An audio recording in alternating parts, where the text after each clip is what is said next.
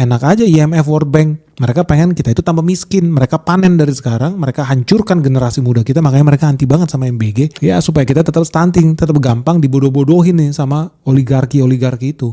Makanya mereka anti. Ya bukannya artinya MBG ini program yang sempurna. Tidak. Pelaksanaannya juga banyak yang kacrut guys. Gue juga sebel banget ngelihat kok bisa-bisanya ada pengadaan kaos kaki. Nilainya bisa berapa ratusan miliar. Laptop triliunan. Motor listrik.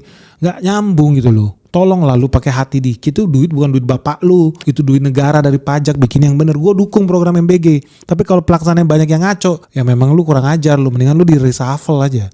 Nggak bener ini, karena gue sangat pro dengan MBG, karena gue sangat ingin Indonesia bebas dari stunting. Dan menurut gue ikan lele ini bisa jadi salah satu solusi buat kita menyajikan protein yang harga murah ya. Karena apa ya?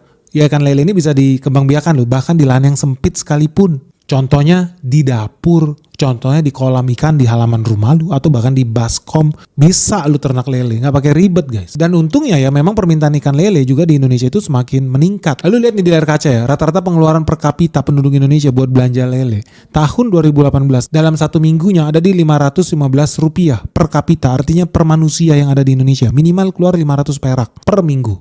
Fast forward di tahun 2025 keluar biaya Rp766 per minggu. Artinya ada kenaikan hampir 50%.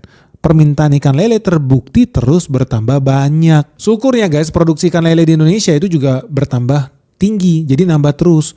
Menurut data ya, tahun 2023 kita memproduksi ikan lele sebanyak 1.136.000 ton. Tahun 2024 udah naik dari 1.136.000 naik ke 1.157.000 ton. Wah, luar biasa nih guys. Makanya gak usah heran juga ya kalau di awal kita bilang, guys gak banget ini guys, situasi di Hormuz makin panas, harga minyak makin lama makin tinggi, dan di Indonesia dampaknya apa? Harga gas makin tinggi, harga pupuk makin tinggi, harga plastik makin tinggi, bisa jadi inflasi makin merajalela loh di negara Indonesia. Nah dari sini lu bisa lihat dong, pasti ada juga perusahaan-perusahaan yang diuntungkan ketika terjadi krisis di Hormuz. Di saat yang sama juga pasti ada perusahaan yang dirugikan, dan ini sebetulnya wajib kita sebagai investor tahu lebih awal supaya lu bisa investasi lebih tepat guys. Karena cuma di Benix Investor Group ya, komunitas saham terbesar di Indonesia, lu bakal belajar langsung sama ahlinya, lu langsung visit, diskusi, ngobrol langsung sama direksinya lu. Selama 1 tahun ke depan lu bakal mengetahui apa sih yang paling penting kalau lu mau jadi investor yang hebat guys. Apalagi di tengah dinamika situasi global yang makin gak menentu ini, 90% investor tuh nyungsep guys, rugi. Lu jangan sampai jadi mereka lah. So teman-teman tunggu apa lagi guys? Yuk segera bergabung di Benix Investor Group, daftarkan diri kalian di nomor yang ada di bawah ini,